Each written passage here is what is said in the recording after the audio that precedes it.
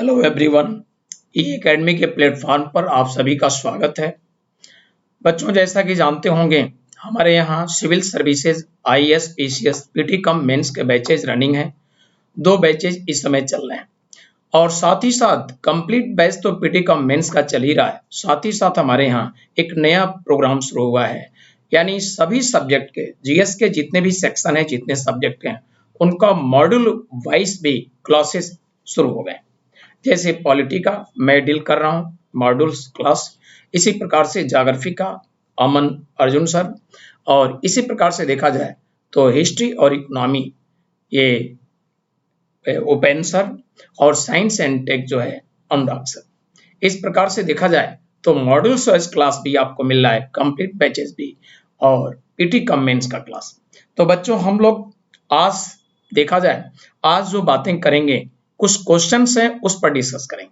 जैसा कि आप जानते होंगे सिविल सर्विसेज में जो क्वेश्चन के नेचर होते हैं, प्रश्नों के प्रकृति होते हैं, उसमें फैक्चुअल क्वेश्चन, तथ्यात्मक प्रश्न कम होते हैं। ज्यादातर क्वेश्चन होते हैं जो कैसे होते हैं, कॉन्सेप्चुअल, यानी अवधारणात्मक होते हैं। क्या कॉन्सेप्ट है, किसी टॉपिक से क्वेश्चन हुआ, उसकी कंप्लीट कॉन्सेप्ट अवधारणा क्या है, अगर क्लियर नहीं है तो क्वेश्चन का जवाब, पीटी का भी क्वेश्चन का जवाब आप देने में सक्षम नहीं हो। इसीलिए सही तरीका होता है स्टडी करने का सिविल सर्विसेज के लिए कि सिर्फ पीटी स्टडी न किया जाए, सिर्फ लाइनिंग, सिर्फ फैक्चुअल स्टडी न किया जाए। बस जो भी टॉपिक पढ़ें उनके कॉन्सेप्ट को भी बहुत अच्छे से, और कॉन्सेप्ट को भी बहुत अच्छे से पढ़ रहे हैं तभी पीटी के क्वेश्चन भी अच्छे से करें।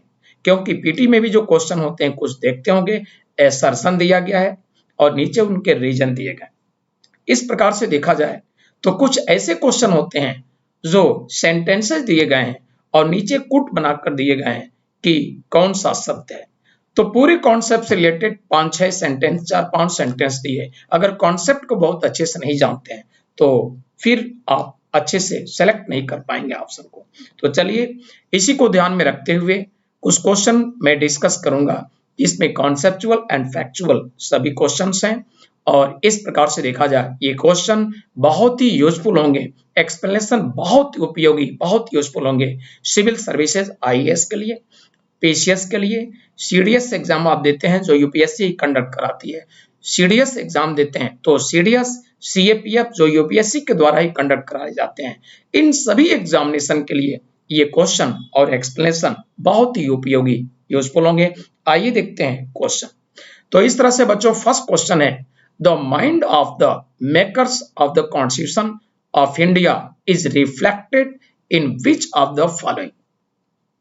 अर्थात हिंदी में कहा जाएगा कि mind of the makers of constitution, यानी संविधान सभा के जो मेकर्स थे, या कहिए संविधान के जो निर्माता थे, उनके विचार, उनकी भावनाएं, उनकी मस्तिष्क की जो थिंकिंग थी, उनके दिमाग, उनके विचार, मस्तिष्क किसके द्वारा रिफ्लेक्ट होता है, या हिंदी में और क्लियर कहिए तो इस तरह से कहेंगे कि संविधान के निर्माताओं के विचार संविधान के किस व्यवस्था के द्वारा परिलक्षित होता है, प्रतिबिंबित होता है, प्रदर्शित होता है।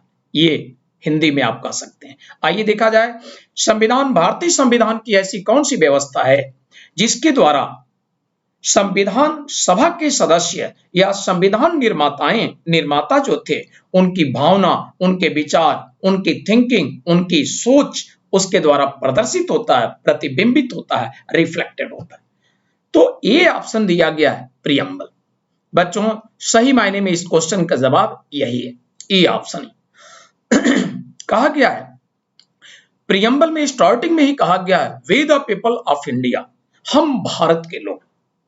तो we the people of India, हम भारत के लोग, जो दिया गया है, ये पूरी तरह से ये आम जनता के द्वारा जो इलेक्टेड, आम जनता के द्वारा इलेक्टेड जो कॉन्स्टिट्यूशनल असेंबली की मेंबर थी, वो डायरेक्ट तो इलेक्टेड नहीं थी। जैसे आज देखते होंगे काउंसिल ऑफ स्टेट, राज्यसभा के मेंबर इनडायरेक्ट इलेक्टेड होते हैं। पब्लिक इलेक्ट करती है किसको, एमएलए को। आम जनता के द्वारा इलेक्टेड एमएलए होते हैं, यानी डायरेक्ट इलेक्शन के द्वारा, प्रत्यक्ष निर्वाचन के द्वारा। और इलेक्टेड जो एमएलए है वो वोटिंग करते हैं मेंबर्स ऑफ राज्यसभा।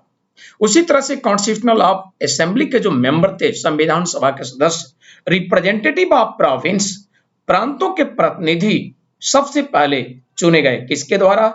जनता के द्वारा। तो जनता ने इलेक्ट किया रिप्रेजेंटेटिव ऑफ प्रोविंस, प्रांतों के प्रतिनिधि को। उस समय प्रांतों के प्रतिनिधि आज एमएलए के रूप में कहेंगे। तो आज जो एमएलए इलेक्ट किए जाते हैं जनता के द्वारा, भारत के नागरिक, ऐसे नागरिक जो 18 ईयर्स या मोर देन दिस एज, 18 वर्ष या इनसे ज्यादा अवस्था है, इस अवस्था की पब्लिक आज वोटिंग करती है एमएलए के लिए। और एमएलए जो इलेक्टेड हैं जनता के द्वारा, वो वोटिंग करते हैं मेंबर्स ऑफ कॉन्स्टिट्यूशनल असेंबली, यानी राज्यसभा के सदस्यों के लिए वोटिंग करते हैं।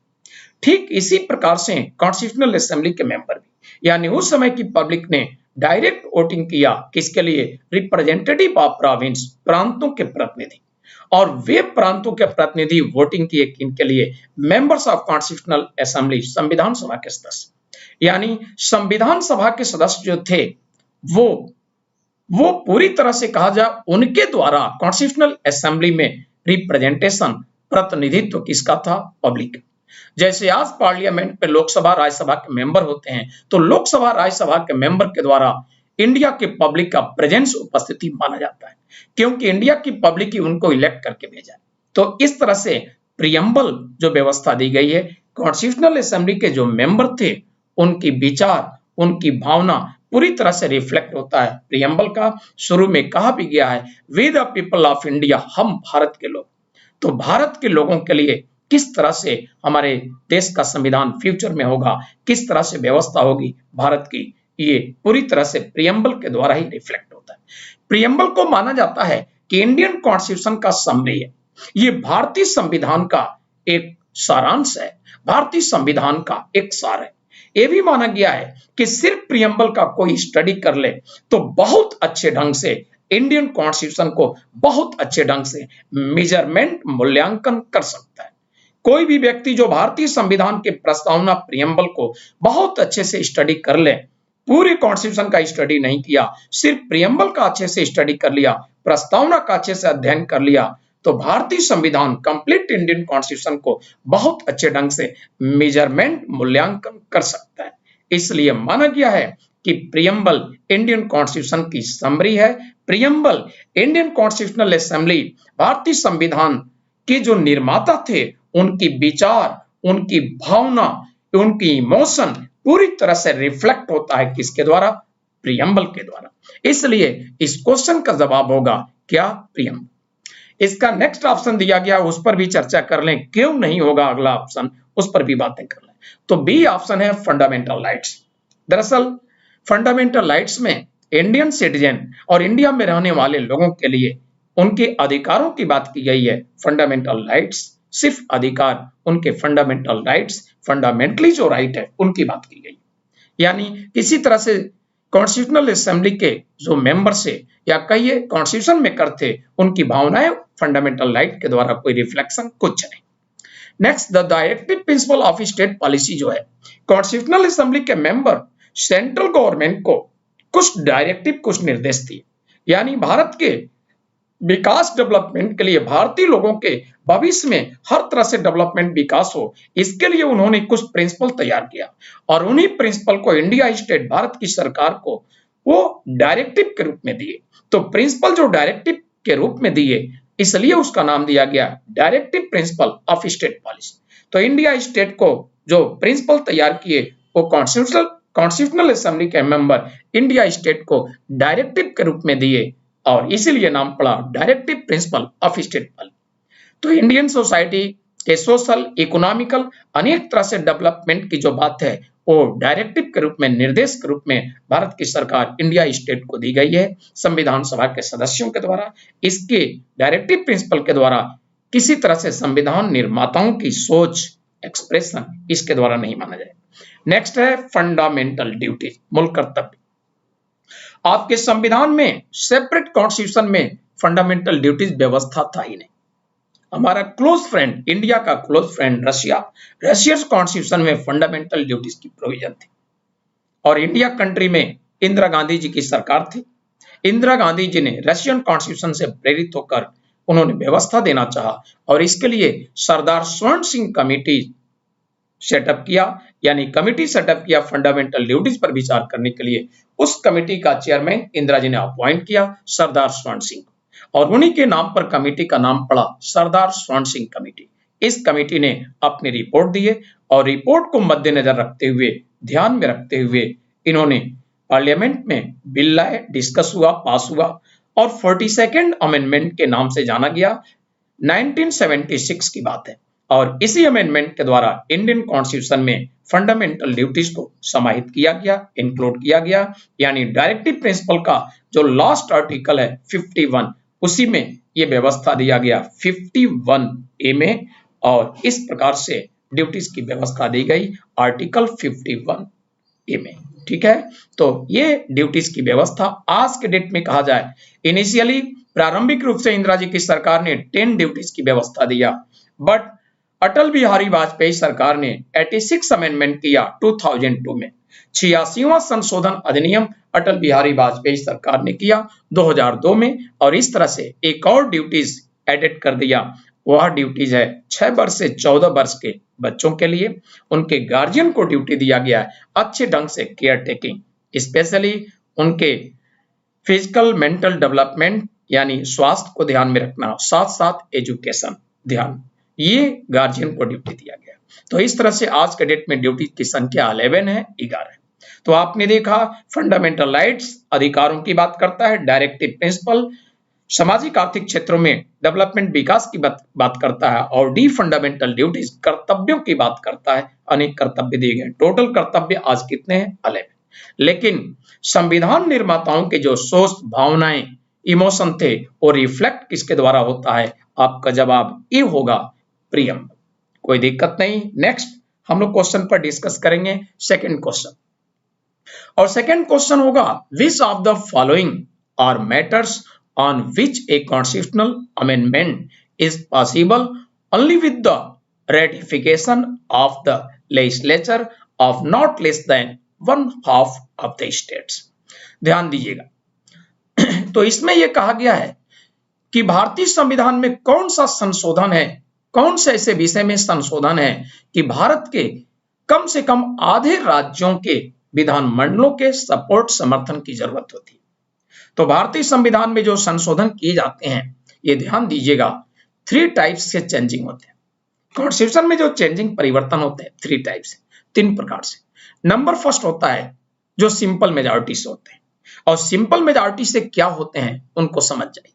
सिंपल मेजॉरिटी से होता है न्यू स्टेट फॉर्मेशन, नए राज्य का निर्माण, जैसे उत्तर प्रदेश से उत्तराखंड, बिहार से झारखंड, मध्य प्रदेश से छत्तीसगढ़, आंध्र प्रदेश से तेलंगाना, एटसेट्रा एटसेट्रा। ये व्यवस्था कैसे होते हैं? पार्लियामेंट में सिंपल मेजॉरिटी से। तो इसी प्रकार से देखा जाए कुछ और बातें, किसी स्टेट का नेम चेंजिंग, जैसे पांडिचेरी का नाम बदलकर पुदुचेरी। तो किसी स्टेट का name changing, area boundary changing या न्यू स्टेट फॉर्मेशन। फिर से सुनिए, नए राज्य का निर्माण, उसका नाम, क्षेत्र, सीमा में परिवर्तन, ये सारे काम होते हैं पार्लियामेंट के बाय सिंपल मेजॉरिटी, साधारण बहुमत, और भारत के आधे राज्यों के विधानमंडल की समर्थन की जरूरत नहीं। इतना ही नहीं, और भी विषय हैं, जैसे लेजिस्लेटिव काउंसिल का क्रिएशन करना हो या एबोलिशन, यानी किसी भी राज्य में विधान परिषद है उसकी समाप्ति, एबोलिशन करना। उत्साधन, जिसे संविधान में शब्द इस्तेमाल किया गया, समाप्ति, या किसी राज्य में नहीं है लेजिस्लेटिव काउंसिल, विधान परिषद का गठन करना हो, क्रिएशन करना, यह भी आता है पार्लियामेंट के बाय सिंपल मेजॉरिटी, राज्य विधानमंडल की सपोर्ट नहीं। इसी प्रकार से देखा जाए तो और भी बातें यहां देखिएगा, यह दिया गया है 4th point, abolition of legislative council in A state. तो किसी राज्य में विधान परिषद की समाप्ति की बात है, यह सिंपल मेजॉरिटी से होता है और इसके लिए स्टेट लेजिस्लेचर की सपोर्ट की जरूरत नहीं। ठीक है, इसी प्रकार से देखा जाए तो एबोलिशन ऑफ लेजिस्लेटिव काउंसिल में जो एबोलिशन की बात की गई है, या किसी राज्य में लेजिस्लेटिव काउंसिल, विधान परिषद नहीं है, क्रिएशन करना हो, तो भी ये काम होते हैं अंडर आर्टिकल 169। तो अनुच्छेद 169 में व्यवस्था है लेजिस्लेटिव काउंसिल के creation and abolition, Vidhan Parishad के गठन और समाप्ति। बच्चों, किसी राज्य में विधान परिषद का गठन करना है या समाप्ति, प्रोसीजर क्या है समझिएगा। इसका प्रोसीजर क्या है? राज्य की सरकार एक विधेयक लाएगी, अगर ऑलरेडी है विधान परिषद, समाप्त करना चाहती है, तो विधेयक का नाम होगा विधान परिषद की समाप्ति। एबॉलिशन ऑफ लेजिस्लेटिव काउंसिल, और उस विधेयक को राज्य की सरकार पास करेगी अपने स्टेट लेजिस्लेचर के लेजिस्लेटिव असेंबली, यानी राज्य विधानमंडल के विधानसभा से पास करेगी। कितनी मेजॉरिटी? स्पेशल मेजॉरिटी, विशेष बहुमत से पास करेगी, और विशेष बहुमत से पास करके स्टेट गवर्नमेंट इसको सेंड कर देगी, भेज देगी सेंट्रल गवर्नमेंट के पास, और सेंट्रल गवर्नमेंट इसको पार्लियामेंट से फिर पास कराएगी। एक्सेप्ट करती है, चाहती है तो, नहीं तो इग्नोर कर देगी, कहानी यहीं खत्म होगी। चाहती है, एक्सेप्ट करती है तो पार्लियामेंट के दोनों हाउसेस से पास कराएगी। संसद के दो सदन आप जानते ही होंगे, राज्यसभा और लोकसभा। कितनी बहुमत से पास कराना होगा? अभी कुछ देर पहले मैंने बताया, बाई सिंपल मेजॉरिटी, साधारण बहुमत। सिंपल मेजॉरिटी होता है किसी भी हाउस में प्रेजेंट मेंबर का हाफ प्लस वन, उपस्थित सदस्यों का आधा प्लस वन। इस बहुमत से पास हो गया। जब पास हो गया तो बस उसी के साथ देखा जाए तो ये सेंट्रल गवर्नमेंट ने सपोर्ट कर दिया, और उसी के साथ अगर विधेयक था विधान परिषद की समाप्ति, एबॉलिशन ऑफ लेजिस्लेटिव काउंसिल, तो जिस राज्य की सरकार ने ये काम किया है, प्रोसीजर की शुरुआत इस विधेयक का, उस राज्य में विधान परिषद समाप्त हो गया। और अगर गठन के लिए है तो ऑलरेडी नहीं था, अब गठन होगा। एग्जाम्पल भी दे दो, आपके कंट्री में एक राज्य आंध्र प्रदेश राज्य, इसका एग्जाम्पल। आंध्र प्रदेश राज्य ने क्या किया? अंडर आर्टिकल 169 आंध्र प्रदेश की सरकार ने ये विधान परिषद की समाप्ति विधेयक पास किया, सेंट्रल गवर्नमेंट को भेज दिया, और सेंट्रल गवर्नमेंट ने क्या किया? बस वो भी सपोर्ट किया, पार्लियामेंट से पास कर दिया, और आंध्र प्रदेश में विधान परिषद समाप्त हो गया। कुछ समय के बाद आंध्र प्रदेश में लेजिस्लेटिव असेंबली, विधानसभा का इलेक्शन हुआ, और वह पार्टी जो विधान परिषद को आंध्र प्रदेश में समाप्त किया, वो आंध्र प्रदेश में पराजित हुई। अपोजिशन की पार्टी जबरदस्त मेजॉरिटी में आ गई, तो अपोजिशन अब रूलिंग पार्टी हो गई, और अब न्यू सरकार का विचार हुआ कि आंध्र प्रदेश में लेजिस्लेटिव काउंसिल होना चाहिए। अब उसने बिल लाया, creation of legislative council, Vidhan Parishad का गठन। प्रोसीजर सेम है बच्चों, जो अभी बताया है, पास हो गया, और आंध्र प्रदेश में फिर लेजिस्लेटिव काउंसिल का गठन हो गया। तो पूरी प्रोसीजर आपने देखा, यानी पार्लियामेंट में सिंपल मेजॉरिटी से लेजिस्लेटिव काउंसिल के समाप्ति की बात हो, एबोलिशन हो, या गठन की बात हो, क्रिएशन की बात हो, पार्लियामेंट से सिंपल मेजॉरिटी की जरूरत है। राज्य विधानमंडल का कोई सपोर्ट समर्थन, भारत के आधे राज्यों के विधानमंडल का सपोर्ट समर्थन नहीं चाहिए। क्लियर? अन्य विषय देखें, election of the president, next है representation of states in the parliament, और नेक्स्ट है लिस्ट इन द 7 शेड्यूल। बच्चों ध्यान दीजिए, दरअसल अमेंडमेंट की बात किया है, चेंजिंग, परिवर्तन, तो first category simple majority, second category जो व्यवस्था दिया गया है पार्लियामेंट से स्पेशल मेजॉरिटी, और भारत के हाफ स्टेट लेजिस्लेचर का सपोर्ट भी चाहिए। तो एक दूसरे कैटेगरी का कुछ विषय होते हैं जो इतनी बड़ी मेजॉरिटी चाहिए, यानी पार्लियामेंट में स्पेशल मेजॉरिटी और हाफ स्टेट लेजिस्लेचर का सपोर्ट भी। ऐसे विषय पर मैं चर्चा कर दूं, ऐसे कौन कौन विषय? Number first, election of the president, राष्ट्रपति के निर्वाचन से संबंधित कोई भी चेंजिंग, परिवर्तन करना है तो इतनी बड़ी मेजॉरिटी, यानी संसद के दोनों सदनों से सेपरेट विशेष बहुमत और भारत के हाफ स्टेट लेजिस्लेचर का ये सपोर्ट चाहिए। कितनी मेजॉरिटी? Simple majority. ये समर्थन चाहिए, इतना समर्थन मिल गया तभी अमेंडमेंट होगा। और ऐसे विषय कौन है? जैसे इलेक्शन ऑफ द प्रेसिडेंट, इसमें दिया गया। नेक्स्ट कौन है? Representation of states in the parliament, यानी संसद में राज्यों का प्रतिनिधित्व, अगर ये भी चेंजिंग करना है तो इतनी बड़ी बहुमत। और नेक्स्ट होता है लिस्ट इन द 7 शेड्यूल, 7वीं अनुसूची से संबंधित कोई मैटर्स है। इसी प्रकार से और भी मैटर है। सुप्रीम कोर्ट और हाई कोर्ट की पावर, शक्तियों से संबंधित कोई चेंजिंग करना है तो भी इतनी बड़ी मेजॉरिटी। आगे भी है, जैसे सेंटर और स्टेट के बिटवीन लेजिस्लेटिव पावर के डिस्ट्रीब्यूशन की बात है तो भी इतनी बड़ी मेजॉरिटी। ठीक है। और नेक्स्ट है सेंटर और स्टेट के बिटवीन जो एक्सिक्यूटिव पावर है, सेंटर और स्टेट के बिटवीन एक्सिक्यूटिव पावर को जो एक्सटेंड करना है, ये भी इसी कैटेगरी में आता है। और साथ साथ और भी मैटर हैं। और क्या है? इटसेल्फ आर्टिकल 368, स्वयं अनुच्छेद 368, आप सभी जानते होंगे। अंडर आर्टिकल 368, अनुच्छेद 368 में भारत के संविधान में संशोधन की व्यवस्था है, अमेंडमेंट ऑफ द कॉन्स्टिट्यूशन का प्रोविजन है। तो स्वयं अनुच्छेद 368 में अगर परिवर्तन करना है, संशोधन, वो भी इसी कैटेगरी में आता है, इतनी बड़ी मेजॉरिटी। ठीक, तो इस तरह से इतने सारे मैटर्स हैं जो अंडर दिस आते हैं। तो सभी मैटर मैंने बताया, उनमें से 3 मैटर यहां दिए गए हैं, election of the president, representation of states in the parliament, list in the 7 seat.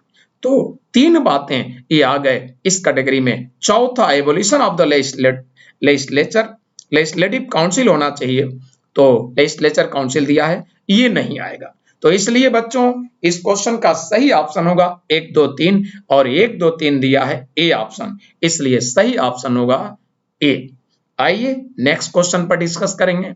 Next question है, who was the chief justice of India when public interest litigation was introduced to the Indian judicial system. तो यहां पर आपसे question ये पूछा गया है कि जनहित याचिका, आम जनता के हित में जो याचिका लाए जाते हैं, तो ये जब आया तो उस समय हमारे देश के मुख्य न्यायाधीश या सुप्रीम कोर्ट के मुख्य न्यायाधीश कौन थे, या किनके मुख्य न्यायाधीश रहते हुए जनहित याचिका आया हमारे देश में। हमारे ये भी कह सकते हैं कि हमारे देश के न्यायिक प्रणाली में किस मुख्य न्यायाधीश के समय में जनहित याचिका आया। समझ गए सभी लोग। ए ऑप्शन दिया गया है हिदायतुल्लाह जी, बी ऑप्शन है A M Ahmadi, C option A S Anand, D है पी एन भगवती। समझिएगा, दरअसल इस क्वेश्चन का सही जवाब पी एन भगवती होगा। 1985 टू 1986 का ड्यूरेशन है जो आपके देश में ये PIL यानी पब्लिक इंटरेस्ट लिटिगेशन जनहित याचिका हमारे देश में आया। एक ग्रेट चीफ जस्टिस हमारे देश के हुए जस्टिस PN भगवती साहब। PN भगवती साहब का दिमाग यहां गया कि सामान्य रूप से हमारे देश में ऐसे भी लोग होते हैं जो बहुत पढ़े लिखे नहीं, बहुत पुअर हैं, तो अनपढ़ भी हैं और बहुत पुअर हैं, अनेक समस्याओं से ग्रसित हैं, या कई ऐसी समस्याएं हैं जो उनकी आवाज, उनकी समस्या पर, या बहुत सारी ऐसी बातें हैं जो न्यायपालिका तक वो नहीं पहुंच पाती। ये इनके दिमाग में गया और इस तरह से इन्होंने एक तरह की व्यवस्था प्रोवाइड किया जिसको नाम दिया गया पब्लिक इंटरेस्ट लिटिगेशन जनहित याचिका। तो 1985 PN भगवती साहब चीफ जस्टिस थे और उन्हीं के समय में आया। तो कमीशन आपसे यह भी क्वेश्चन कर चुका है, who was father of PIL या who was father of public interest litigation. आपका सही जवाब होगा PN भगवती साहब। बच्चों लेकिन जनहित याचिका पब्लिक इंटरेस्ट क्या होता है इसको भी समझिएगा। दरअसल फंडामेंटल क्यों जरूरत पड़ी इसको भी समझिए। दरअसल फंडामेंटल राइट्स जो होता है उसको किसी भी लॉ से अगर किसी भी तरह से लॉस नुकसान हुआ, अफेक्टेड हुआ, तो फंडामेंटल राइट के प्रोटेक्शन के लिए इंडियन कॉन्स्टिट्यूशन में व्यवस्था है रीट की। अंडर आर्टिकल 32 अनुच्छेद 32 में व्यवस्था है, हम लोग अपने फंडामेंटल राइट के प्रोटेक्शन के लिए डायरेक्ट सुप्रीम कोर्ट में जाते हैं और सुप्रीम कोर्ट कॉन्स्टिट्यूशनली ऑथराइज है 5 रिट ऑर्डर करने के लिए, यानी सर्वोच्च न्यायालय संविधान के द्वारा अधिकृत है 5 रिट ऑर्डर करने के लिए। 5 रिट कौन होते हैं? हैबियस कॉर्पस बंदी प्रत्यक्षीकरण, सेकंड परमादेश यानी मैंडेमस, एंड थर्ड प्रोहिबिशन यानी प्रतिषेध, एंड नेक्स्ट होगा फोर्थ उत्प्रेषण सर्टियोरेरी, और नेक्स्ट एंड लास्ट होगा फिफ्थ अधिकार परीक्षा क्यो वारंट। तो इन्हीं 5 में से कोई एक रिट हम भारत के नागरिक अपने मूल अधिकारों के प्रोटेक्शन संरक्षण के लिए सुप्रीम कोर्ट में अनुच्छेद 32 के अंतर्गत एप्लीकेशन देके और निवेदन करते हैं प्रोटेक्शन संरक्षण। और जिस एप्लीकेशन का आपने जिस रिट का एप्लीकेशन दिया, डिमांड किया, उसको ऑर्डर करके सुप्रीम कोर्ट फंडामेंटल राइट्स का प्रोटेक्शन संरक्षण देता है। और बच्चों समझिएगा, ये प्रोटेक्शन की व्यवस्था अंडर आर्टिकल 226 भी है, अनुच्छेद 226 में भी व्यवस्था है। किसको? हाई कोर्ट को ये पावर है। तो हम लोग हाई कोर्ट में अगर एप्लीकेशन देते हैं फंडामेंटल राइट के प्रोटेक्शन के लिए, तो किस आर्टिकल के अंडर? अंडर आर्टिकल 226 अनुच्छेद 226। और इस तरह से हाई कोर्ट में इन्हीं में से कोई एक फंडामेंटल राइट के प्रोटेक्शन के लिए इन्हीं में से कोई एक रिट एप्लीकेशन देकर डिमांड करते हैं प्रोटेक्शन के लिए, और उस रिट को ऑर्डर देकर के हाई कोर्ट क्या करता है? आपके मूल अधिकारों को संरक्षण देता है। लेकिन ध्यान दीजिएगा, guardian of fundamental right supreme court को कहा जाता है, हाई कोर्ट को नहीं। क्यों? क्योंकि इंडिया में आज के डेट में 25 हाई कोर्ट्स हैं। तो जिस हाई कोर्ट में आपने एप्लीकेशन दिया अपने मूल अधिकारों के संरक्षण के लिए, अगर उस हाई कोर्ट ने रिट ऑर्डर करके प्रोटेक्शन संरक्षण दिया, ठीक है, लेकिन आपका प्रतिद्वंदी, आपका प्रतिवादी जो है, आपके अगेंस्ट सुप्रीम कोर्ट में चैलेंज कर दिया, तो हाई कोर्ट का दिया गया डिसीजन फाइनल, अंतिम नहीं है। अब सुप्रीम कोर्ट जो डिसीजन ऑर्डर करता है वो फाइनल, अंतिम होता है। इसलिए सुप्रीम जो कहता है, जुडिशरी के मामले में सुप्रीम जो कहता है वही एक लॉ होता है, मान्यता उसी को दी गई।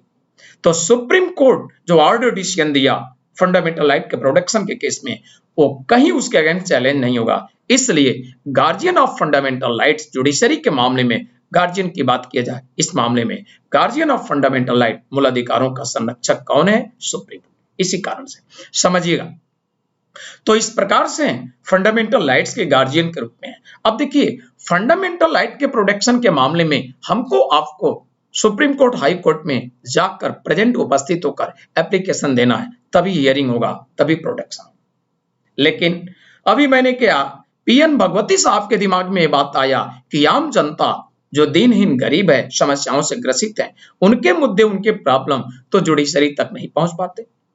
और इस तरह से जो वहां फंडामेंटल राइट के केस में व्यवस्था है कि अगर हमारी फंडामेंटल राइट अफेक्टेड हुआ तो हम ही एप्लीकेशन देंगे, दूसरा नहीं। लेकिन उन मामलों में जो ऐसे कमजोर वर्ग हैं, समस्याओं से ग्रसित हैं और वो कोर्ट नहीं जा सकते, तो गरीब हैं या अनपढ़ गंवार हैं, जो भी समस्याएं हैं, तो इसलिए ये पीआईएल पब्लिक इंटरेस्ट लिटिगेशन में व्यवस्था क्या है? नंबर फर्स्ट, कोई जरूरी नहीं कि आप कोर्ट जाएं, आप कोर्ट में प्रेजेंट हुए बिना आपका काम हो जाएगा। कैसे? आप एक पोस्ट कार्ड पर अपनी समस्या लिख करके और एड्रेस सुप्रीम कोर्ट का दिया, आपने सेंड कर दिया, यानी पोस्ट ऑफिस के जो लेटर बॉक्स है उसके द्वारा पहुंच गया, और इस तरह से सुप्रीम कोर्ट एक्शन ले लेगा, कार्रवाई हो जाएगी। समस्या किसी और का है, किसी और ने किया, आम जनता के हित में मैंने ऐसा किया, किसी और ने किया, जरूरी नहीं कि जिसकी समस्या है वही करे, आम जनता पब्लिक इंटरेस्ट में आप कर रहे हैं, और इस तरह से सुनवाई होगा, सब कुछ हो गया। आप इतना भी लेटर राइटिंग ना करें, आप घर बैठे अगर कोई न्यूज़पेपर या कोई मैगजीन, आप अपने मोबाइल से फोन करके न्यूज़पेपर मैगजीन के ऑफिस में आपने ये बात इन्फॉर्म कर दी, जैसे Dainik Jagran, the Hindu, Times of India, Jansatta, ऐसे किसी न्यूज़पेपर में, और न्यूज़पेपर में वो न्यूज पब्लिश हुआ आम जनता से संबंधित, उस न्यूज़पेपर के न्यूज खबर को पढ़ करके judiciary, supreme court, high court, PIL action ले लेती है।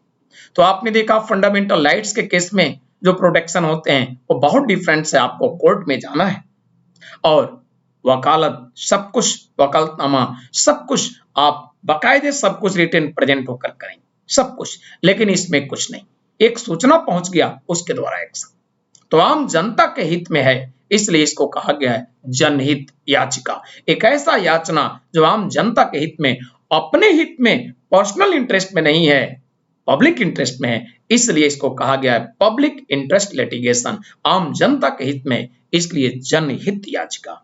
और इतनी बड़ी उम्दा सोच, इतना ग्रेट थिंकिंग एक महान जस्टिस पीएन भगवती के दिमाग में आया, जो आज भी ये व्यवस्था चल रहा है। तो इसलिए अब डिफरेंस हम देख लें रिट और पीआईएल में, तो और क्लियर हो जाएगा। देखिए, फंडामेंटल राइट्स के प्रोटेक्शन की बात जो रिट में दी गई है, ये ओरिजिनली कॉन्स्टिट्यूशन की व्यवस्था है। आर्टिकल भी मैंने बताया, under article 32 supreme court, under article 226 high court को ये अधिकार दिए गए, ओरिजिनली कॉन्स्टिट्यूशन की व्यवस्था। जबकि पीआईएल, पहला डिफरेंस, जबकि पीआईएल ओरिजिनली कॉन्स्टिट्यूशन में नहीं था, 1985 में ये व्यवस्था है, पहला difference. Second difference, father of writ आप कहेंगे मेंबर्स ऑफ कॉन्स्टिट्यूशनल असेंबली या मेकर्स ऑफ कॉन्स्टिट्यूशन, जो संविधान बनाए वही फादर ऑफ रिट है, रिट की व्यवस्था उन्होंने दिया। और फादर ऑफ पीआईएल किसको कहेंगे? जस्टिस पीएन भगवती साहब। अब देखें आगे डिफरेंस, थर्ड डिफरेंस आप देखेंगे कि रिट के लिए आपको कोर्ट में प्रेजेंट होना है, सारी काम रिटन करने, लेकिन पीआईएल के लिए जिनकी समस्या, उनको कोर्ट में जाना ही नहीं, उनके लिए, आम जनता के लिए दूसरा जो प्रयास कर रहा है उसको भी प्रेजेंट होना जरूरी नहीं, लेटर राइटिंग करके उस एड्रेस पर भेज दिया, high court supreme court, action हो जाएगा। या ये भी नहीं किया, फोन करके और न्यूज़पेपर मैगजीन ऑफिस में कर दिया और न्यूज़पेपर मैगजीन में न्यूज आया, उसके द्वारा न्यूज पढ़ करके जजेस, हाई कोर्ट सुप्रीम कोर्ट के जजेस पीआईएल एक्शन ले लेते हैं। तो इस तरह से रीट और पीआईएल में एक मेजर डिफरेंस है। आपको कंफ्यूजन नहीं होना चाहिए कि पीआईएल कहिए या रीट कहिए, बिल्कुल नहीं, क्लियर रहिएगा। और इसलिए इस क्वेश्चन का जवाब होगा जस्टिस पीएन भगवती साहब। आइए नेक्स्ट क्वेश्चन पर हम लोग डिस्कस करते हैं और ये क्वेश्चन है, consider the following statements, a person who has held office as a permanent judge of high court cannot plead or act in any court or before any authority in India except the Supreme Court। ध्यान दीजिएगा, दरअसल इसमें यह कहा गया है कि high court का जो परमानेंट जज है उसके लिए व्यवस्था दिया गया है कि वो हाई कोर्ट का परमानेंट जज जो है of A high court can not plead acts, सिर्फ एक्सेप्शन में दिया गया है सुप्रीम कोर्ट को छोड़कर और कहीं न अपना वकालत प्रैक्टिस कर सकता है और नहीं किसी भी तरह से कोई काम कर सकता है, रोका गया है, ये सेंटेंस कह रहा है। लेकिन ध्यान दीजिएगा, इंडियन कॉन्स्टिट्यूशन का आर्टिकल है 220, तो अनुच्छेद 220 में यह बात क्लियर मेंशन है, हाई कोर्ट का जो जज है परमानेंट जज और अपने पद से अवकाश प्राप्त किया, रिटायर्ड हुआ, तो वकालत तो कहां करेगा, प्रैक्टिस कहां करेगा, सुप्रीम कोर्ट में और other high court. Other high court से मीनिंग क्या है, आज के डेट में आपके कंट्री में 25 हाई कोर्ट्स हैं। वह हाई कोर्ट का जज जो परमानेंट था तो किसी एक हाई कोर्ट में जज रहा अथवा ट्रांसफर हुआ तो दूसरे हाई कोर्ट, सारे 25 हाई कोर्ट में तो वो जज रहा नहीं, एक में रहा, अगर ट्रांसफर नहीं हुआ तो एक ही, ट्रांसफर हुआ तो दूसरे में, तो दो में भी रहा तो अभी भी 23 हाई कोर्ट्स बचे हैं। तो एक तो सुप्रीम कोर्ट में प्रैक्टिस करेगा और नेक्स्ट कहां प्रैक्टिस करेगा, अदर हाई कोर्ट जहां उसने परमानेंट जज रहा ही नहीं। तो अगर दो में रहा तो 23 high courts of India, Bharat के 23 उच्च न्यायालय हैं जहां प्रैक्टिस कर सकता है, सिर्फ सुप्रीम कोर्ट में नहीं बाकी हाई कोर्ट में भी वकालत करेगा जहां पर वो जज नहीं रहा। ठीक है, कहां वकालत नहीं करेगा, जिस हाई कोर्ट में जज रहा है वहां वकालत नहीं करेगा, और हाई कोर्ट्स के नीचे के सभी सबऑर्डिनेट कोर्ट, सभी अधीनस्थ न्यायालय में वह वकालत नहीं कर सकता। तो इसमें सिर्फ सुप्रीम कोर्ट दिया गया है, इसलिए सेंटेंस रॉन्ग है, गलत है। ये होना चाहिए सुप्रीम कोर्ट और अदर हाई कोर्ट्स, अगर होता तो सेंटेंस सही होता, ऐसा नहीं है, सिर्फ supreme court, other high court की चर्चा नहीं है, इसलिए सेंटेंस गलत है। तो आइए नेक्स्ट स्टेटमेंट को देखते हैं। फर्स्ट स्टेटमेंट इज रॉन्ग, पहला गलत है। दूसरा देखते हैं, a person is not qualified for appointment as a जज of high court in India unless he has for at least 5 years held a judicial office in the territory of India. तो ये जो यहां व्यवस्था किया गया हाई कोर्ट के जज के लिए क्वालिफिकेशन एबिलिटी की बात की गई, तो यहां पर यह कहा गया है कि ऐसे व्यक्ति के लिए एलिजिबिलिटीज की जो बात की गई है, योग्यता की बात की गई है, उसमें कहा गया है कि ऐसा व्यक्ति जो कोई भी न्यायिक ऑफिस में यानी न्यायालय में कम से कम 5 वर्ष जज रहा हो, जुडिशियल ऑफिस में काम किया हो, वही हाई कोर्ट के जज के रूप में क्वालिफाइड होगा, योग्य माना जाएगा, ये कहा गया है। लेकिन ध्यान दीजिएगा, ये गलत है। इंडियन कॉन्स्टिट्यूशन के अंडर आर्टिकल 217 भारतीय संविधान के अनुच्छेद 217 में यह कहा गया है इनकी योग्यता में, नंबर फर्स्ट भारत का नागरिक, नंबर नेक्स्ट ये कहा गया है कि कोई भी जुडिशियल ऑफिस यानी किसी भी कोर्ट में कम से कम 10 years काम करने का अनुभव, एज ए जस्टिस 10 वर्षों का अनुभव, और हाई कोर्ट से नीचे का मतलब क्या होगा, सबऑर्डिनेट यानी अधीनस्थ न्यायालय यानी डिस्ट्रिक्ट कोर्ट में कम से कम 10 वर्ष जज पद पर, जुडिशियल पोस्ट पर काम करने का अनुभव, एटलीस्ट कितना 10 years, इससे कम नहीं होना चाहिए। और अब ध्यान दीजिएगा, सेकंड स्टेटमेंट में कहा गया है कितने, एटलीस्ट 5 years, 10 इयर्स की बात नहीं की गई है, इसलिए सेकंड स्टेटमेंट भी गलत है, ये भी सेंटेंस रॉन्ग है, गलत है। इसलिए इस क्वेश्चन का जवाब क्या होगा, अब समझिए। ये ऑप्शन दिया गया है 1 ओनली, गलत है। 2 ओनली, ये भी गलत है। सी दिया गया बोथ 1 एंड 2, ये भी गलत है, सही कोई नहीं है। नेक्स्ट दिया गया है नाइदर 1 नॉर 2, बच्चों यही सही है डी, क्योंकि दोनों रॉन्ग है, दोनों में से कोई सही नहीं है। तो अब हम लोग समझ गए इसके बारे में, कोई दिक्कत किसी को नहीं होगा। नेक्स्ट बातें करते हैं, और नेक्स्ट क्वेश्चन इस प्रकार से। नेक्स्ट क्वेश्चन है, ये British citizen staying in India can not claim the right to. देखिए भारत के संविधान में, पहले इसका हिंदी समझ लीजिए। एक ब्रिटिश नागरिक जो है, जो भारत में रहता है, वो इनमें से किसके अगेंस्ट क्लेम नहीं कर सकता।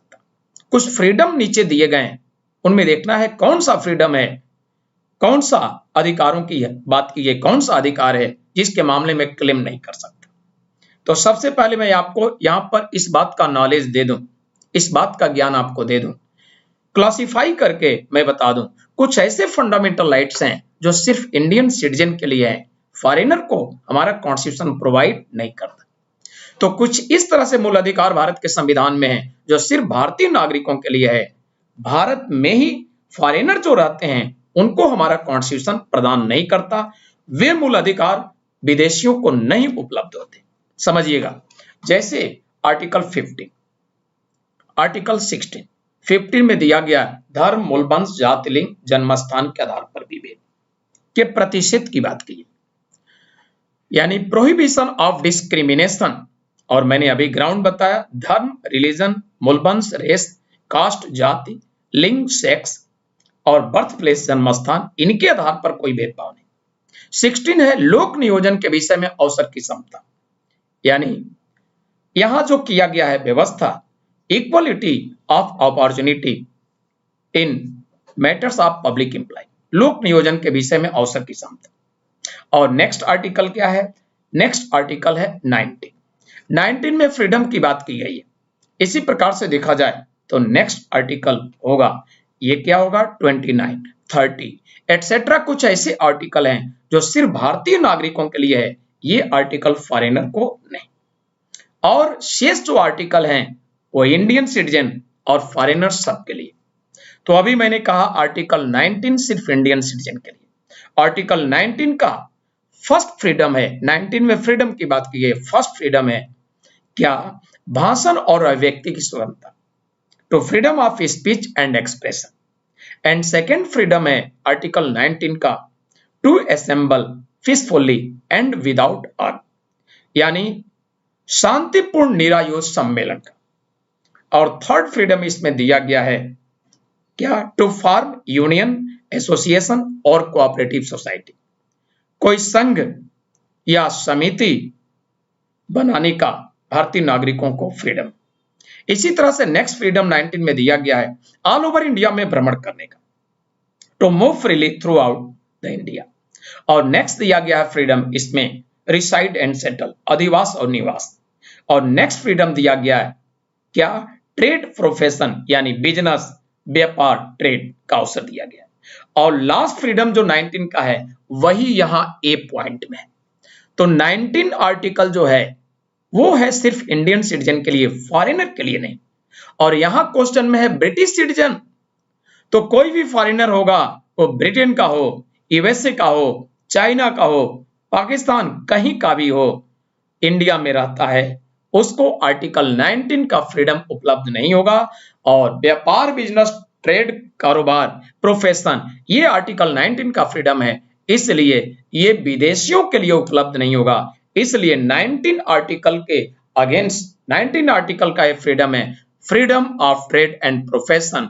तो 19 आर्टिकल का है, इसलिए इसके अगेंस्ट कोई विदेशी जो भारत में रहता है वो क्लेम नहीं कर सकता। बाकी equality before the law, protection of life and personal liberty, freedom of religion, यानी इक्वलिटी बिफोर लॉ, विधि के समक्ष समता, protection of life and personal liberty, प्राण और दैहिक स्वतंत्रता का संरक्षण। और नेक्स्ट है धार्मिक स्वतंत्रता डी में। ये सभी ऐसे फ्रीडम हैं इस तरह के अवसर हैं जो भारतीय नागरिक और विदेशी सबके लिए है, तो इनके अगेंस्ट वो क्लेम कर सकता है। लेकिन ये जो है 19 का फ्रीडम है, आर्टिकल 19 का, इसलिए इनके अगेंस्ट क्लेम नहीं कर सकते।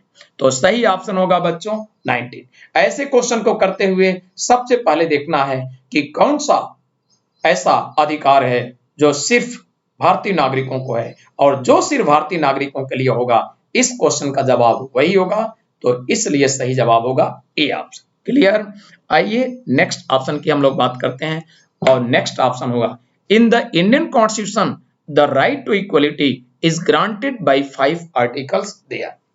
तो 5 कौन से आर्टिकल हैं जो राइट टू इक्वलिटी की बात करता है? समझिएगा, यहां पर ऐसे क्वेश्चन को करने के लिए कितने प्रकार के हैं फंडामेंटल राइट्स, उनको क्लासिफाई कर लीजिए। तो नंबर फर्स्ट टाइप्स का फंडामेंटल राइट्स है राइट टू इक्वलिटी। पहले प्रकार के मूल अधिकार राइट टू इक्वलिटी, समानता के अधिकार, और राइट टू इक्वलिटी समानता के अधिकार आते हैं आर्टिकल 14 टू 80, यानी समानता के अधिकार राइट टू इक्वलिटी आता है अनुच्छेद 14 से 18 तक। क्लियर? तो इसलिए इस क्वेश्चन का जवाब होगा क्या? सी, आर्टिकल 14 टू 18। ध्यान दीजिए, ए ऑप्शन दिया है 16 टू आर्टिकल 20, बिल्कुल नहीं है, क्योंकि 18 तक ही है, 19 और 20 ये फ्रीडम है, इक्वलिटी की बात नहीं। तो दूसरे प्रकार का जो फंडामेंटल राइट्स है वो है राइट टू फ्रीडम, स्वतंत्रता का अधिकार। तो ये गलत है, दूसरे प्रकार में आएगा 19, 20, गलत हो गया। बी दिया गया है आर्टिकल 15 टू आर्टिकल 19, ये भी गलत है, क्योंकि 14 टू 18 है इक्वलिटी का टाइप, यानी पहले प्रकार का जो फंडामेंटल राइट्स है इक्वलिटी का, ये 14 टू 18, जबकि यहां 19 तक दिया है, 14 छोड़ दिया, ये भी गलत हो गया। सी में दिया है 14 टू 18, ये सही होगा। और आर्टिकल 13 टू आर्टिकल 12, ये भी आर्टिकल 17, ये भी गलत होगी। तो सही जवाब जो टाइप्स ऑफ फंडामेंटल राइट का क्लासिफिकेशन पर हम लोग विचार कर लिए, क्लियर हो गया। सही जवाब इसका होगा क्या? Option C, article 14 to article 18, ये है राइट टू इक्वलिटी। इसमें 5 आर्टिकल हैं, article 14, article 15, article 16, article 17 and article 18। तो टाइप्स ऑफ फंडामेंटल राइट्स जो क्लासिफाई किया गया है उस पर आप विचार कीजिए, ऐसे क्वेश्चन आप इजीली कर लेंगे। आगे हम लोग देखते हैं नेक्स्ट क्वेश्चन, और नेक्स्ट क्वेश्चन है the council of ministers in the union of India is collectively responsible both to the Lok Sabha and Rajya Sabha. ये असर्शन है, कथन है। तो देखिएगा, ये कथन असर्शन ही गलत है। कहा गया है कि संघीय मंत्री परिषद जो है वह लोकसभा राज्यसभा दोनों के प्रति उत्तरदायी होती है, ये गलत है। इंडियन कॉन्स्टिट्यूशन का आर्टिकल है 75, भारतीय संविधान के अनुच्छेद 75 में कहा गया है union council of ministry collectively responsible to house of people. Union council of ministry collectively responsible to house of people, यानी संघीय मंत्री परिषद सामूहिक रूप से उत्तरदायी होगी लोकसभा के प्रति। अंडर आर्टिकल 75 रिस्पॉन्सिबिलिटी की बात जहां की गई है वहां राज्यसभा का नाम नहीं है, यानी केंद्र की सरकार या संघीय मंत्री परिषद, केंद्रीय मंत्री परिषद, यूनियन काउंसिल ऑफ मिनिस्ट्री या central council of ministry responsible होती है, उत्तरदायी होती है सिर्फ लोकसभा के प्रति, राज्यसभा के प्रति नहीं। और इसका एविडेंस भी मैंने दिया, प्रमाण भी दिया, आर्टिकल 75 अनुच्छेद 75 में कहा गया है। इसलिए ये सर्सन, ये कथन गलत है, रॉन्ग है, क्योंकि इसमें कहा गया है both to the Lok Sabha and Rajya Sabha, गलत हो गया, रॉन्ग है। अब रीजन की बात हम लोग देखें, कारण की बात देखें, ये गलत है या सही, इस पर विचार करें। The members of both the Lok Sabha and Rajya Sabha are eligible to the ministers of union government. इसमें कहा गया है कि संघ सरकार या केंद्र की सरकार के लिए लोकसभा और राज्यसभा दोनों सदनों के सदस्य योग्य होते हैं।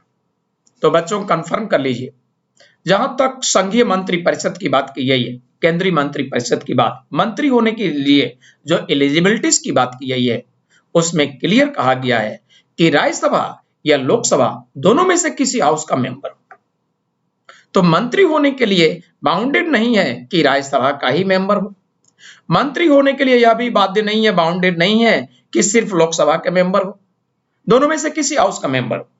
एक बात और बता दूं, आर्टिकल 75 के ही नेक्स्ट पार्ट में कहा गया है कि प्राइम मिनिस्टर किसी ऐसे व्यक्ति को रिकमेंड करता है, प्रेसिडेंट को रिकमेंड करता है मिनिस्टर्स के लिए। प्राइम मिनिस्टर को पावर है काउंसिल ऑफ मिनिस्ट्री के मेंबर के लिए यानी मंत्री के लिए रिकमेंड प्राइम मिनिस्टर करते हैं, प्रेसिडेंट सिग्नेचर करते हैं। अर्थात prime minister and other all ministers of union council of ministry appointed by president. प्रधानमंत्री और केंद्रीय मंत्री परिषद के अन्य सभी मंत्री राष्ट्रपति के द्वारा नियुक्त होते हैं, लेकिन अन्य मंत्री जो नियुक्त होते हैं वो प्राइम मिनिस्टर के रिकमेंडेशन पर, वह मेंबर राज्यसभा का हो या लोकसभा का, प्रधानमंत्री रिकमेंड करेंगे, राष्ट्रपति सिग्नेचर करेंगे, नियुक्त हो गया। लेकिन यह भी कहा गया है व्यवस्था कि कोई व्यक्ति जो लोकसभा या राज्यसभा किसी भी हाउस का मेंबर ना हो, अगर प्राइम मिनिस्टर के लिए योग्य दिखता है, उनके लिए फेथफुल है, भरोसेमंद है, योग्य है सरकार के लिए, तो प्राइम मिनिस्टर रिकमेंड कर दिए, प्रेसिडेंट का सिग्नेचर हो गया, वह हो गया मंत्री। जबकि लोकसभा राज्यसभा दोनों में से किसी हाउस का मेंबर नहीं है, तो ऐसा व्यक्ति मंत्री अकॉर्डिंग टू कॉन्स्टिट्यूशन कब तक रहेगा? मैक्सिमम 6 मंथ, अधिकतम 6 महीना मंत्री रहेगा। विद इन 6 मंथ दोनों में से किसी एक हाउस का मेंबर होना जरूरी है। और मेंबर के लिए यह नहीं कहा गया है कि इलेक्टेड हो, इलेक्टेड या नॉमिनेटेड जैसे भी हो, किसी हाउस का मेंबर। अगर दोनों में से किसी एक हाउस का मेंबर हो गया तो आगे वह मंत्री रहेगा। अगर दोनों में से किसी एक हाउस का 6 मंथ के लास्ट डे तक, 6 महीने के आखिरी दिवस तक वो दोनों में से किसी एक हाउस का सदस्यता नहीं प्राप्त किया, तो 6ठे महीने का लास्ट डे, 6 मंथ का last day, automatically according to constitution उसका मिनिस्टर पोस्ट वैकेंट। तो भारतीय संविधान के अनुसार 6ठे महीने का आखिरी दिन उनका मंत्री पद रिक्त माना गया है, ये व्यवस्था है। तो आपने देखा ये स्टेटमेंट सही माना जाएगा, ये रीजन सही है, यानी लोकसभा या राज्यसभा किसी भी हाउस का मेंबर होगा, संघ में या संघ सरकार, केंद्र सरकार के मंत्री होने के लिए एलिजिबल है, योग्य है, ये सही है। अब आइए ऑप्शन देखते हैं। ऑप्शन ए में दिया गया है कि both A R true and R is the correct explanation of A. गलत है। बी दिया गया है both A and R true but R is not correct explanation, दोनों ट्रू है ही नहीं है, ये भी ऑप्शन गलत है। सी है A is true but R is false, ये भी रॉन्ग है, ये भी गलत है। डी है A is false but R is true, बिल्कुल सही है, क्योंकि आर ट्रू है, रीजन ट्रू है, एसर्शन यानी ए रॉन्ग है। तो सही ऑप्शन होगा इस क्वेश्चन का डी। क्लियर। नेक्स्ट क्वेश्चन पर हम लोग डिस्कस करेंगे, और नेक्स्ट क्वेश्चन है who was the speaker of the first Lok Sabha. तो फर्स्ट लोकसभा का स्पीकर कौन था, इस पर हम लोग बात करते हैं। A option Hukum Singh, B option GV Mavalankar, Ganesh Vasudev Mavalankar, short में इनको जीवी मावलंकर कहते हैं, और के एम मुंशी, कन्हैया लाल मणिकलाल मुंशी, और नेक्स्ट यूएन देवर। समझिएगा इसका सही जवाब होगा जीवी मावलंकर, गणेश वासुदेव मावलंकर। समझें इस पे। दरअसल हमारे यहाँ कॉन्स्टिट्यूशनल असेंबली लंबे समय तक, भारत की संविधान सभा लंबे समय तक डुअल रोल, दोहरा काम कर रही थी। यानी कॉन्स्टिट्यूशन मेकिंग का जब काम करती थी, संविधान निर्माण का जब काम करती थी, तो हेड हुआ करते थे कौन? डॉक्टर राजेंद्र प्रसाद जी।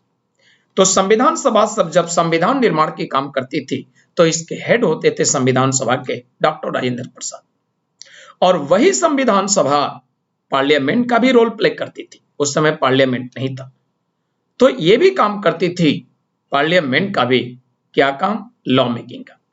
तो जब पार्लियामेंट के रूप में रोल प्ले करती थी, तो ये पार्लियामेंट के हेड हुआ करते थे कौन? जीबी मावलंकर, गणेश वासुदेव मावलंकर। अब क्या हुआ, दरअसल एक बड़ा टेंशन हुआ संविधान सभा को। टेंशन इस बात की हुई क्योंकि संविधान सभा कॉन्स्टिट्यूशनल असेंबली ने अंडर आर्टिकल 54 व्यवस्था की थी, अनुच्छेद अंडर आर्टिकल 54 यानी अनुच्छेद 54 में व्यवस्था की थी प्रेसिडेंट के इलेक्शन का, और प्रेसिडेंट के लिए इलेक्शन की व्यवस्था था बाय इलेक्टोरल वोट, तो राष्ट्रपति के चुनाव के लिए व्यवस्था था निर्वाचन मंडल के द्वारा। और उस समय संविधान सभा को चिंता हुआ, क्यों? क्योंकि इलेक्टोरल बोर्ड संविधान सभा के मेंबर थे। Point first, the elected members of both houses of parliament, संसद के दोनों सदनों के निर्वाचित सदस्य। Second point, the elected members of legislative assemblies of states, राज्यों के विधानसभाओं के निर्वाचित सदस्य। And third point, the elected members of legislative assemblies of union territories, संघ राज्य विधानसभाओं के निर्वाचित सदस्य। और आज के डेट में बच्चों दो ही संघ राज्य हैं जहां असेंबलीज हैं, एक दिल्ली, सेकंड पुदुचेरी। अब संविधान सभा के सदस्यों ने विचार किया कि इलेक्टोरल बोर्ड जो प्रेसिडेंट के इलेक्शन के लिए है, उस इलेक्टोरल बोर्ड में फर्स्ट पॉइंट जो पार्लियामेंट की बात की गई है, इलेक्टेड मेंबर, हमारे यहां तो पार्लियामेंट इंडिया में है ही नहीं है। पार्लियामेंट का काम तो हम असेंबली, एक कॉन्स्टिट्यूशनल असेंबली के लोग करते हैं। तो फर्स्ट टाइम इंडिया में जब प्रेसिडेंट का इलेक्शन होगा तो एक बड़ा प्रॉब्लम, बड़ा संकट है, कैसे होगा? इलेक्टोरल बोर्ड तो एब्सेंट है। इसलिए कॉन्स्टिट्यूशनल असेंबली ने विचार किया कि ये फर्स्ट टाइम जो प्रेसिडेंट का इलेक्शन हमारे कंट्री में होगा, तो फर्स्ट प्रेसिडेंट के इलेक्शन में इलेक्टोरल बोर्ड का रोल प्ले करेगी कौन? Constitutional assembly. इसलिए कॉन्स्टिट्यूशन मेकिंग हो जाने के बाद भी इसको डिसॉल्व नहीं किया जाएगा, समाप्त नहीं रहेगा। इसी कारण से ये इसका एग्जिस्टेंस अस्तित्व था। और भी समस्या था, नेशनल एंथम यानी राष्ट्रगान, जनगण मन अभी एक्सेप्टेड नहीं था। नेशनल सॉन्ग, राष्ट्रगीत यानी वंदे मातरम भी अभी स्वीकार, एक्सेप्टेड नहीं था। इसलिए राष्ट्रपति का, प्रथम राष्ट्रपति का इलेक्शन, नेशनल एंथम राष्ट्रगान, वंदे मातरम यानी राष्ट्रगीत, ये सब काम किया कॉन्स्टिट्यूशनल असेंबली 24 जनवरी 1950। तो first president of India doctor Rajendra Prasad elected by constitutional assembly on 24 जनवरी 1950। भारत के प्रथम राष्ट्रपति डॉक्टर राजेंद्र प्रसाद 24 जनवरी 1950 को निर्वाचित हुए संविधान सभा के द्वारा। और national anthem accepted by constitutional assembly on 24 जनवरी 1950। राष्ट्रगान 24 जनवरी 1950 को संविधान सभा के द्वारा स्वीकार किया गया। And national song accepted by constitutional assembly on 24 जनवरी 1950। राष्ट्रगीत वंदे मातरम 24 जनवरी 1950 को संविधान सभा के द्वारा स्वीकार किया गया। कॉन्स्टिट्यूशनल असेंबली जैसे ये सारे महत्वपूर्ण काम किए, 24 जनवरी 1950 को ही मैंने बताया कि जब कॉन्स्टिट्यूशनल असेंबली के रूप में रोल प्ले करता था तो हेड राजेंद्र प्रसाद, जब पार्लियामेंट के रूप में रोल प्ले करता था तो हेड कौन? गणेश वासुदेव मावलंकर, जीवी मावलंकर। तो 24 जनवरी 1950 को एज ए असेंबली डिसॉल्व कर दिया गया, कंप्लीटली कन्वर्ट कर दिया गया, पूरी तरह से ये कन्वर्ट कर दिया गया। किस रूप में? ये कर दिया गया पार्लियामेंट के रूप में। तो जब तक हमारे देश में जनरल इलेक्शन नहीं हुआ था, 1951-52 में जनरल इलेक्शन हुआ, जब तक नहीं हुआ तब तक संविधान सभा ही संसद पार्लियामेंट के रूप में काम करती थी। और जैसे ही जनरल इलेक्शन हुआ, बस असेंबली खत्म हो गई। तो इसलिए हमारे देश के पहले स्पीकर यही थे, जीबी मावलंकर। इसलिए इस क्वेश्चन का जवाब होगा बी। और नेक्स्ट देखते हैं बच्चों, नेक्स्ट क्वेश्चन होगा इस प्रकार से। नेक्स्ट क्वेश्चन,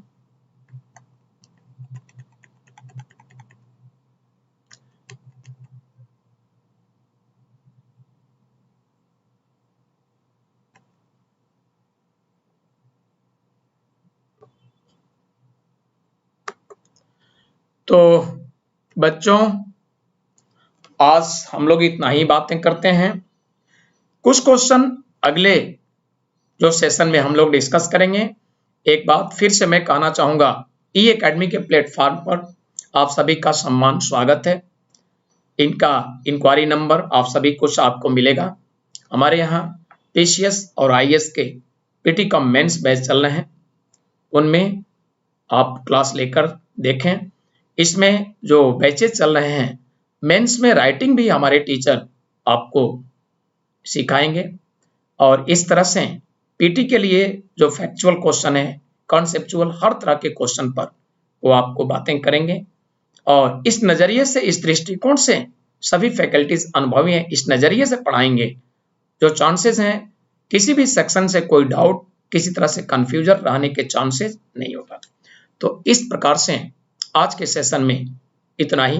नेक्स्ट सेशन में इसी एकेडमी के प्लेटफॉर्म पर फिर हम मिलेंगे और हर तरह के क्वेश्चन पर आपसे बातें करेंगे। और इसी के साथ